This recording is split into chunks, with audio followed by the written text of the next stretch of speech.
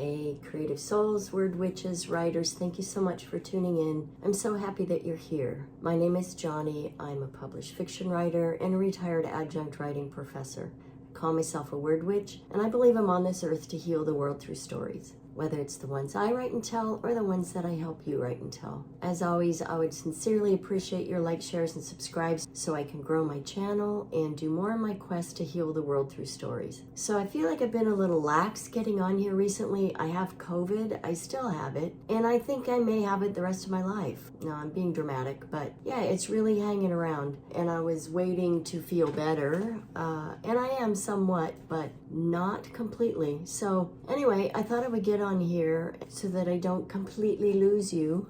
I like to keep the momentum going, and I wanted to share another video about the writing habits and practices of famous writers. And today we're going to be looking at John Steinbeck. So these items that I'm going to be talking about, they're in a letter that he wrote to writer and actor Robert Walston in 1962. As I mentioned in the previous one about Maya Angelou, it's really clear that some of these writers are more well established. They made a name for themselves. They became famous, and so they had some privileges that those of us who are still working to get there, not that we all want to be famous, but just to have some kind of name or credibility in the literary world, regardless of what kind of fiction that we write. So those of us who still have, day jobs and people we are responsible for in our lives, that kind of thing, our ability to do some of these things that they did or that they suggest are going to be limited. But I think it's fascinating to know what some well-known writers did or do, for those who are still alive, to just see how they made writing work in their lives. These items in this letter, they are a list of things. They're presented as a listicle, and they're almost written in a way that it's like he was giving advice. All right, so let's go through these one by one. There are 6 of them, and I'll read each one and then we'll talk about it. So the first one says, abandon the idea that you're ever going to finish. Lose track of the 400 pages and write just 1 page each day. It helps. Then when it gets finished, you're always surprised. Okay, first of all, 400 pages? Seriously. If I could write a 400-page novel, I have written a 400-page novel. The first draft of my novel, I'm not embarrassed to admit this, was almost 1,000 pages long. I'm extremely wordy when I write. I just accept and embrace this. But the fact that 400 pages for a novel was once acceptable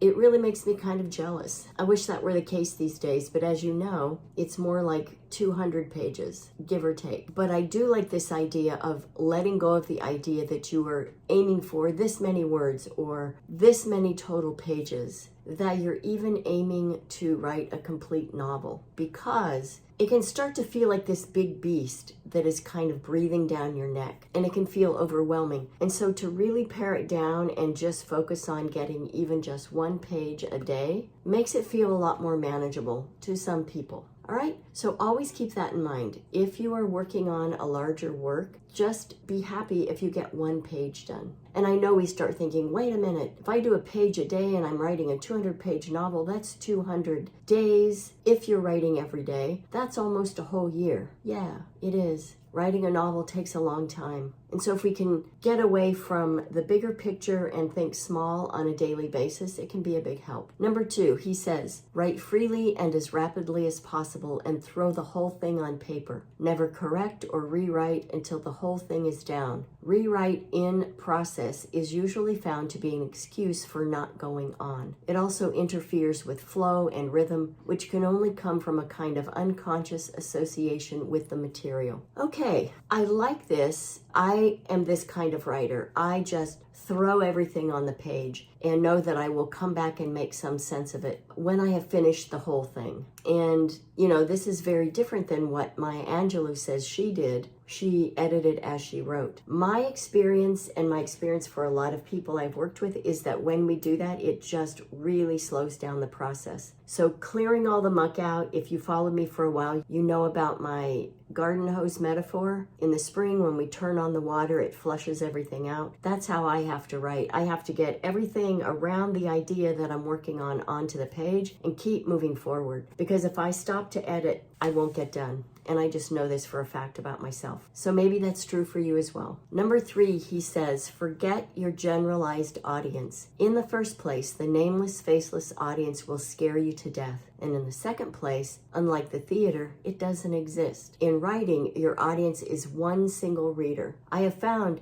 that sometimes it helps to pick out one person, a real person you know, or an imagined person, and write to that one. Okay, I have heard this to be true for creating personas and avatars and ideal clients for people who do business, so that you know who you're talking to. When I worked with people who wrote self-help books for their businesses, that showcased their method, program, or process, I talk to them about this a lot. For me, writing fiction, this does not apply. It might for you. If you are writing some really specialized genre fiction, this might apply to you. I cannot write to another single person when I write. I just have to write from my heart and soul, write what's there. I'm a very intuitive writer, so I write from my intuition about what is growing inside me organically. And my stories typically do grow organically from within. They're sometimes triggered from something outside, but then the character development and whatnot really rises up from within me and then becomes apparent on the page. So I write very differently than what he is suggesting, but it might work for you. So if you're stuck, give it a try. Create one person in your mind that you can write to. And like he says, maybe it's a person that you know who likes your writing, who you know will read your novel. Write specifically to them and see what it does. And I'd love to know. Let me know in the comments if that works for you. Number 4, if a scene or a section gets the better of you and you still think you want it, bypass it and go on. When you have finished the whole, you can come back to it, and then you may find that the reason it gave trouble is because it didn't belong there. This makes a lot of sense to me. And this is, again, how I write. Sometimes I write scenes that just come to me, and sometimes even as I'm writing them, I think, is this corny? Is this irrelevant? Is this helping? But I still leave it and I finish it, because it might lead me to something that absolutely does need to be there. And I might find after I have finished that when I come back, I might have a better understanding of why that scene came to me, why it landed where it did. And then chances are I can improve it, make it more relevant, make it not so corny. And then of course I can always throw out. And I know people are reluctant to throw out things they've written because it all feels so sacred and important. But to be honest,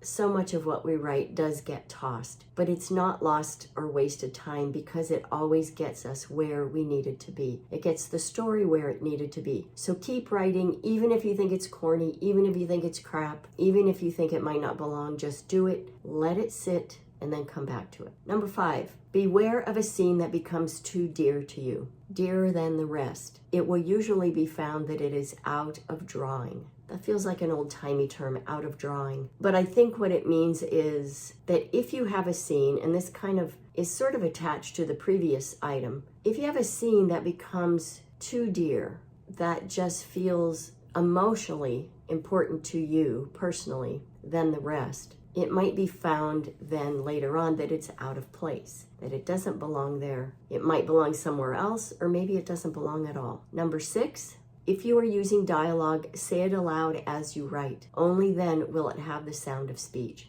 I like this a lot. I'm all for reading our work out loud, all of it. And I think what Steinbeck is saying is to read the dialogue as you're writing it. And I think that is sound advice. You could do that. You could try it. For me, it helps to just get the writing down and come back and then read aloud once it's finished. And I don't wait until my entire novel is finished before I read it out loud, but I might wait for a whole chapter to be finished and then come back and read it. When I write a short story, I read the whole thing out loud. And as I've mentioned in other videos, I pace. There's something about the physical movement for me that is really important when I am beginning my editing process. So I'm doing that right now with a short story that, for the life of me, I cannot come up with a title. I have a working title, but I know it's not the right one. But I have been printing and reading and pacing, and for me, that is my process. So that is John Steinbeck. It's a little bit of me sprinkled in there. I hope that helps. As always, please leave me comments, interact with me. I do want to hear from you. Tell me what you're doing. Tell me if any of these resonate with you. Tell me if you try them, if they work or don't work, and tell me about your practice. What works for you? I love to know so that I can make recommendations then to my own students and clients, some of which might be you. And it also helps with the algorithm. So, like I said, really wanting to grow this channel. It means so much to me. And thanks to everybody who has subscribed, joined my email list. It makes me very happy. As always, sending you mad writing mojo. Happy writing.